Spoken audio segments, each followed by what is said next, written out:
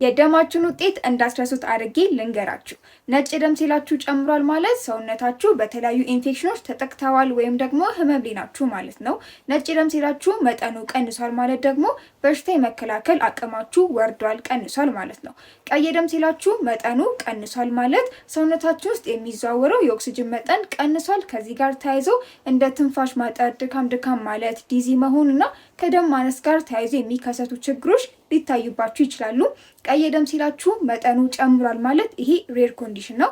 በደም ካንሰር ጊዜ፣ በሳምባና በልብ ችግር ጊዜ እንዲሁም ደግሞ ከሚያጨሱ ሰዎች ጋር ተያይዞ የሚታይ ነገር ነው ማለት ነው። ሶስተኛው ደግሞ ፕላትሌት ነው። ይሄ ከደም መርጋት ጋር ተያይዞ የሚሰራ የደም ሴል ነው ማለት ነው። ስለዚህ የፕላትሌታችሁ መጠን ቁጥሩ ቀንሷል ማለት በቀላሉ መድማት ይታይባችኋል። መድማትም ከጀመረ በኋላ ለማቆም ረዘም ያለ ጊዜ ይፈጅበታል ማለት ነው። የፕላትሌት መጠናችሁ ደግሞ ጨምሯል ማለት ይሄ ደም መርጋትን ነገር ስለሆነ የሚያሳየው የተለያዩ መርጋቶች በሰውነታችሁ ሊኖሩ ይችላሉ። ስለዚህ ከልብ ድካም ጋር፣ ከሀርት አታክ ጋር እንዲሁም ከብለድ ካንሰር ጋር በተጨማሪም ደግሞ ከተለያዩ ኢንፍላሜሽኖች ጋር እና ከሰርጀሪ በኋላ ላሉ ብሊዲንጎች አንዱ ማሳያ ነው ማለት ነው። ታዲያ አስተውሉ፣ ይሄ ጀነራል ወይም አጠቃላይ የሆነ ኦቨርቪው ነው።